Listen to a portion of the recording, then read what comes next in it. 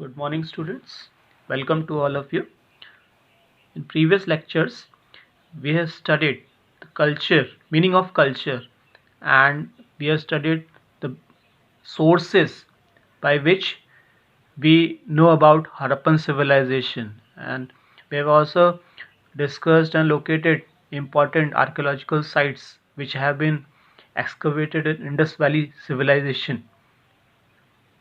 Important Harappan sites we have located in the map, and after that, so welcome to all of you. और आज हम जो कुछ जिन topics को हम डिस्कस करने वाले हैं हड़प्पन सिविलाइजेशन से रिलेटेड, उसका थोड़ा सा ओवरव्यू आपको दे देते हैं। फर्स्ट हम बिगनिंग के बारे में पढ़ेंगे। हमने प्रीवियस लेक्चर में डिस्कस किया था कि जो मैच्योर हड़प्पन कल्चर है उसी को हड़प्पन सिविलाइजेशन या इंडस वैली सिविलाइजेशन के रूप में माना जाता है। कैसे उसकी शुरुआत हुई, जो इंटरप्रिटेशंस हैं हिस्टोरियंस के या आर्कियोलॉजिस्ट्स के, वो हम इसमें स्टडी करेंगे। आफ्टर दैट हम जो है हड़प्पन सिविलाइजेशन में जो लोग कैसे अपना जीवन यापन चलाते थे, सबसिस्टेंस स्ट्रैटेजीज पे बेसिकली हम फोकस करेंगे। सबसिस्टेंस स्ट्रैटेजीज मतलब अपने जीने के लिए, अपनी जीविका के लिए, अपनी जान के लिए वो कौन सा भोजन करते थे, स्पेशली हम उस पर फोकस करेंगे। और उसके बाद हम एग्रीकल्चरल टेक्नोलॉजीज पे अपना डिस्कशन फोकस करेंगे और ये समझने की कोशिश करेंगे कि कैसे वो हड़प्पन सिविलाइजेशन में लोग एग्रीकल्चरल एक्टिविटी करते थे। ओके, तो इसमें भी मैं बार बार आप लोग को बोलता हूँ कि वर्ड्स पे ध्यान देना है। वर्ड्स का अगर मीनिंग आपको समझ में आएगा तो हमें हिस्ट्री को क्रिएट करने में, समझने में ज़्यादा मदद मिलेगी। Okay, shall we start? Okay, so our first point is, first I will read this point. Several archaeological cultures in the region prior to mature Harappan cultures. Okay, हमने प्रीवियस लेक्चर में पढ़ा था कि हड़प्पन कल्चर को 3 phases में divide किया जाता है: early Harappan culture, mature Harappan culture and let Harappan culture. और उसमें हमने डिस्कस किया था कि जो मैच्योर हड़प्पन कल्चर है वही हड़प्पन सिविलाइजेशन है, और वो उन दोनों बाकी जो पहले यानी कि जो अर्ली हड़प्पन कल्चर है उससे डिस्टिंक्ट था, और लेटर जो हड़प्पन कल्चर है उससे डिस्टिंक्ट था। कैसे डिस्टिंक्ट था?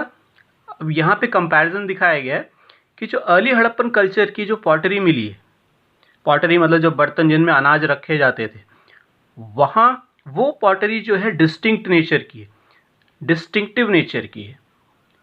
साथ में अर्ली हड़प्पन कल्चर से एग्रीकल्चरल एक्टिविटी के ज़्यादा एविडेंसेस मिले हैं। पैस्टरलिज्म, पशुपालन, जो कि रूरल इकोनॉमी का इम्पॉर्टेंट पार्ट होता है, इसके साइंस ज़्यादा मिले हैं अर्ली हड़प्पन कल्चर में।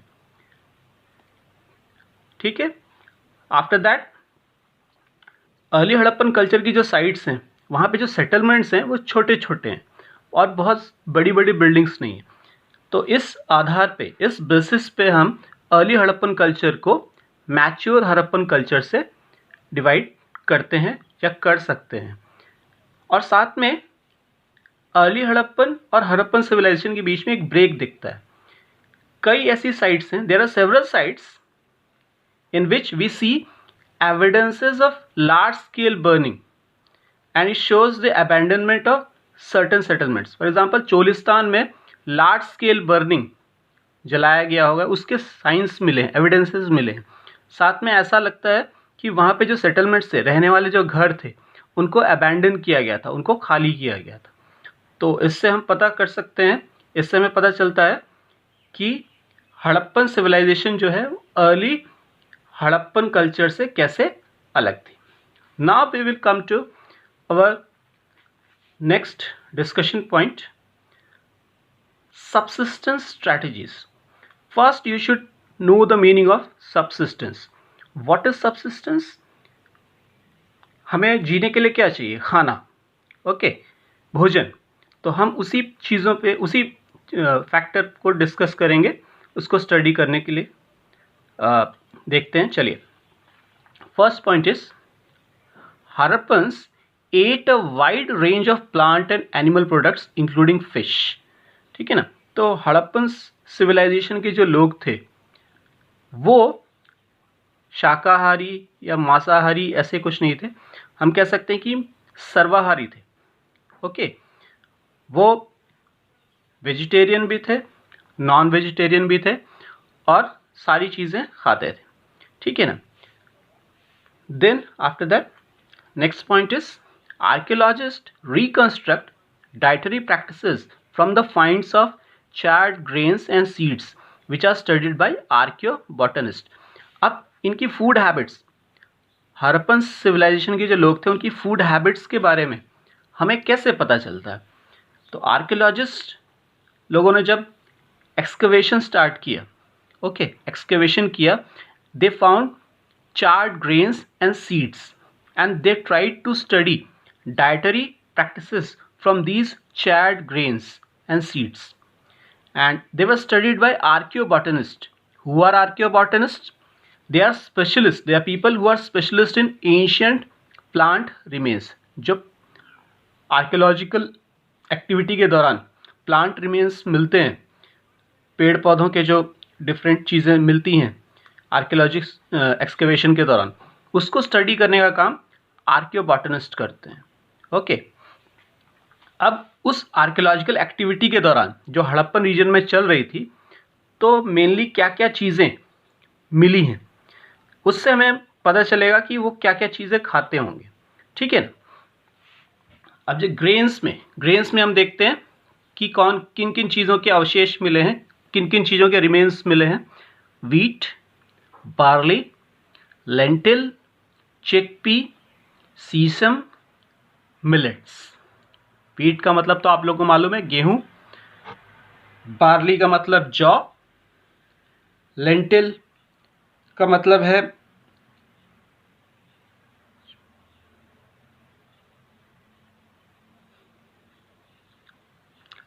मतलब है मसूर.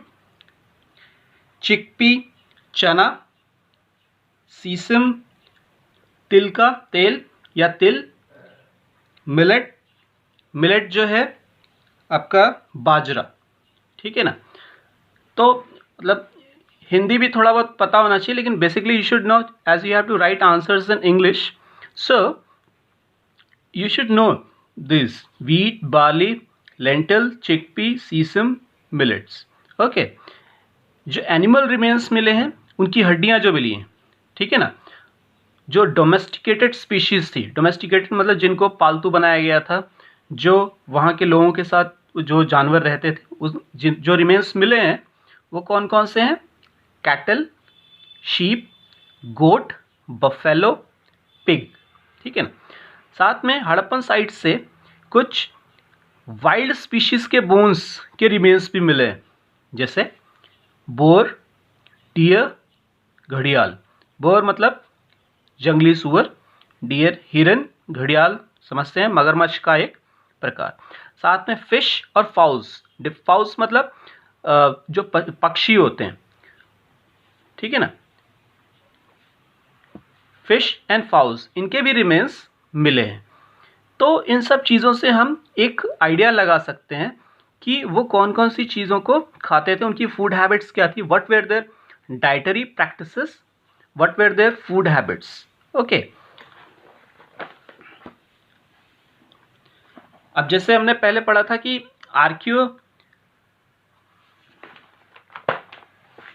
आर्कियोबॉटनिस्ट कौन होते हैं, तो archaeobotanist they are specialist in ancient plant remains. Okay, similarly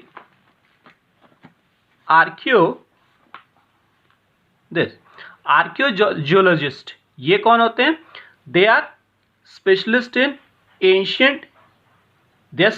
studying the ancient animal remains. ठीक है. तो आर्कियोबॉटनिस्ट, आर्कियोजियोलॉजिस्ट इनकी हेल्प से जो एंशियंट रिमेन्स हैं एनिमल्स के या प्लांट्स के, उनको स्टडी करके एक इंटरप्रिटेशन किया जाता है कि कैसे वो किन चीज़ों को खाते थे या किन किन चीज़ों को अपनी फूड हैबिट्स में या डाइटरी प्रैक्टिसेस में यूज़ करते थे। ठीक है, next we will come to our next topic, that is agricultural technologies.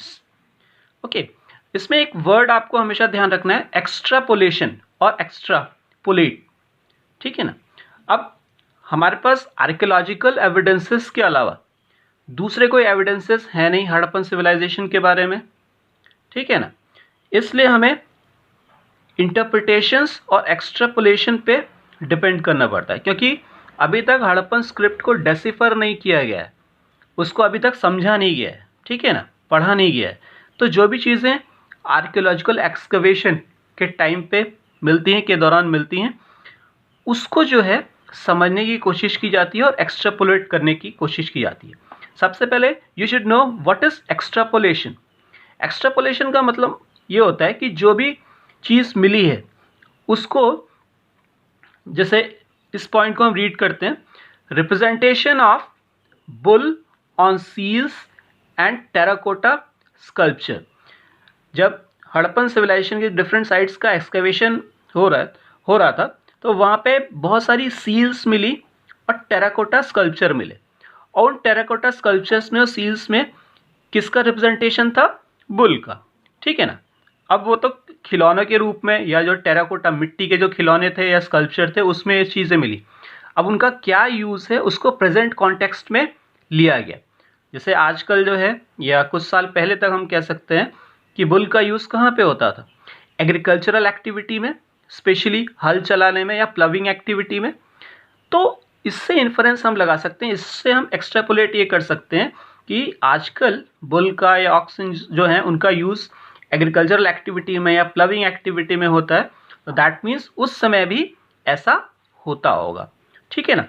तो बुल्स का जो रिप्रेजेंटेशन है टेराकोटा स्कल्पचर्स में और हड़प्पन सील्स में, तो इससे पता चलता है कि उनका यूज़ हम ऐसा एक्स्ट्रापोलेट कर सकते हैं कि वो प्लविंग एक्टिविटी में यूज़ होते हों। ठीक है ना। Okay, then our next point is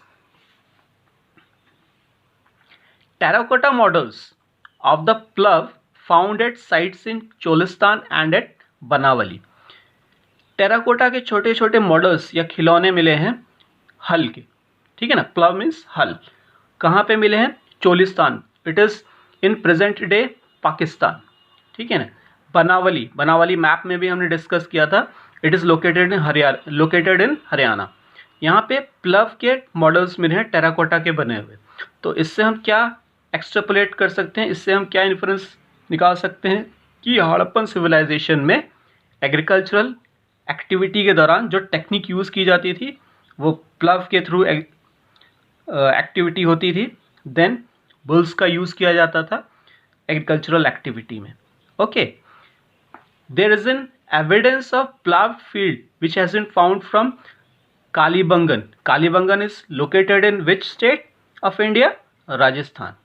और पिछले चैप्टर में हमने डिस्कस किया था बंगन का मीनिंग। बंगन का मीनिंग क्या होता है? क्या होता है? चूड़ियाँ। ठीक है ना। तो यहाँ से प्लाव्ड फील्ड का एविडेंस मिला है। ठीक है ना। और कई जगह से एविडेंसेस मिले हैं। कैसे एविडेंसेस? उसको मैं रीड करता हूँ एक बार, देखिएगा। 2 sets of furrows at right angles to each other suggest that 2 different crops were grown together.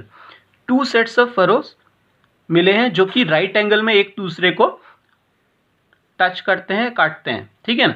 तो इससे ये इन्फरेंस या इससे ये एक्सट्रापोलेशन किया जाता है कि वहाँ पे उस भूमि पे, उस मिट्टी पे, उस ज़मीन पे 2 तरीके की फसल को एक साथ उगाया जाता था।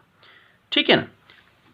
अब जब हमने एक्सटेंट पढ़ा था तो हम ये देखेंगे ज्योग्राफिकल पॉइंट ऑफ व्यू से, जो भी हड़प्पन रीजन है, Harappan region Indus valley civilization का जो एरिया है या जहाँ पर भी हड़प्पन साइट्स मिली हैं, basically they are semi arid regions. What do you mean by semi arid regions? अर्ध शुष्क, यहाँ पे पानी की ज़रूर कुछ ना कुछ कमी रही होगी, लेकिन एग्रीकल्चरल एक्टिविटी तो होनी थी। तो एग्रीकल्चरल एक्टिविटी के लिए सबसे ज़्यादा ज़रूरी क्या है? इरिगेशन फैसिलिटी, इरिगेशन, सिंचाई, ठीक है ना। अब इरिगेशन के लिए क्या व्यवस्था थी? क्या उसका कोई साइन या उसका कोई एविडेंस मिला है कि नहीं मिला है, उसको हम देख लेते हैं। शोरतुगई नाम की एक जगह है, कहाँ पे? अफगानिस्तान में। वहाँ पे कैनाल्स के ट्रेसेस मिले, नहर के ट्रेसेस मिले। तो यह मान सकते हैं कि कैनाल्स जो है हड़प्पन सिविलाइजेशन में बनाई गई होंगी, और उनका पर्पस क्या होगा, क्या रहा होगा? Irrigation activities. Okay, the traces of canals have been found at the Harappan site of Shortugai in Afghanistan. In most of the Harappan sites, wells have been found, and we can infer from that, we can interpret from that, water drawn from wells was used for irrigation. कुएं से, क्योंकि canals का निर्माण, canals को हर जगह तो build नहीं किया गया होगा, ज़्यादातर most of the parts of Harappan civilization wells का यूज़ किया जाता होगा, और उससे जो है जल निकालकर, पानी निकालकर इरिगेशन की एक्टिविटी की जाती होगी. सिमिलरली धौलावीरा कहाँ है? गुजरात, ठीक है ना.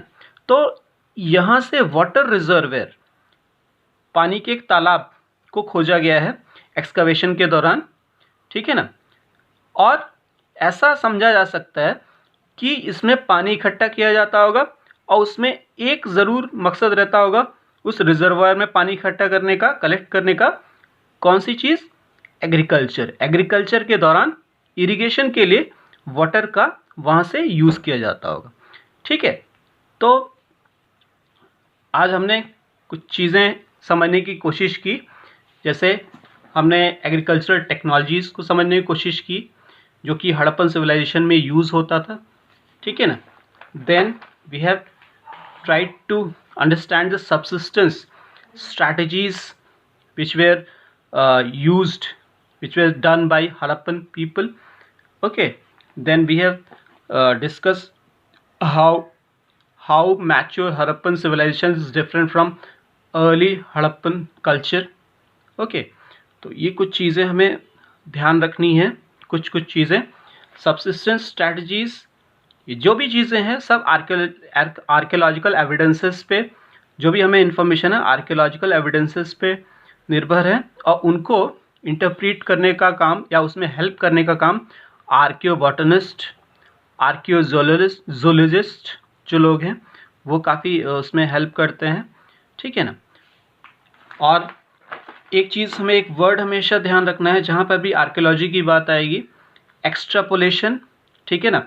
एक्स्ट्रापोलेशन मतलब जो भी चीज़ें मिलती हैं आर्कियोलॉजिकल एविडेंसेस के रूप में, उनको जो है डिफरेंट कॉन्टेक्स्ट में रखा जाता है, सोचा जाता है कि उनका यूज़ कैसे होता है उन कॉन्टेक्स्ट में, और उससे एक सिमिलैरिटी डेवलप की जाती है, एक कंपैरिजन डेवलप किया जाता है कि उसका यूज़ उस टाइम पे भी इसीलिए होता होगा. फॉर एग्जांपल बुल का यूज़ या ऑक्सन्स का यूज़ प्लविंग के लिए आजकल होता है, जो स्पेशली जो थोड़े अंडर डेवलप्ड एरियाज़ हैं.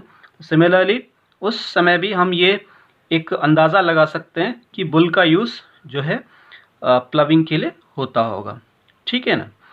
तो ये सारी चीज़ें हैं. साथ में जो हड़प्पन जो साइट्स के नाम आए, फॉर एग्ज़ाम्पल बनावली, ठीक है ना. तो मैप में इनकी लोकेशन ज़रूर देखिएगा. बनावली कहाँ पे है? हरियाणा. देन कालीबंगन से जहाँ से evidence of plot field has been found, Kalibangan ये कहाँ पे है? राजस्थान में है, ठीक है ना.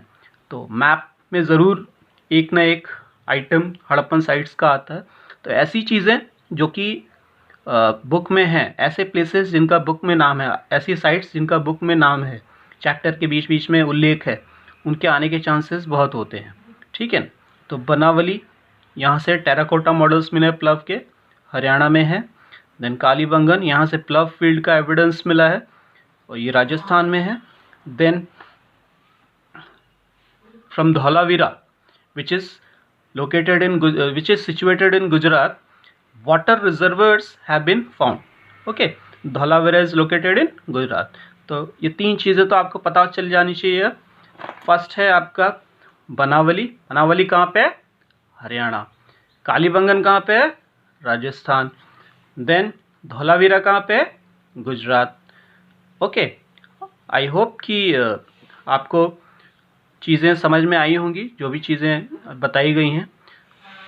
You would have able to understand these points. Okay, इनको मैं, इसके हैंडआउट्स आपके ग्रुप में मैं सेंड कर दूंगा और उसको आपको अपनी कॉपी में लिखना है. और आपकी कोई डाउट्स हो या कोई भी चीज़ हो या लैंग्वेज समझ में नहीं आ रही हो तो आप ज़रूर फीडबैक दीजिएगा कमेंट्स के रूप में या ग्रुप में, ताकि मैं नेक्स्ट टाइम और अच्छा कर सकूं और अच्छे तरीके से आपको समझाने की कोशिश कर सकूं. Okay, thank you.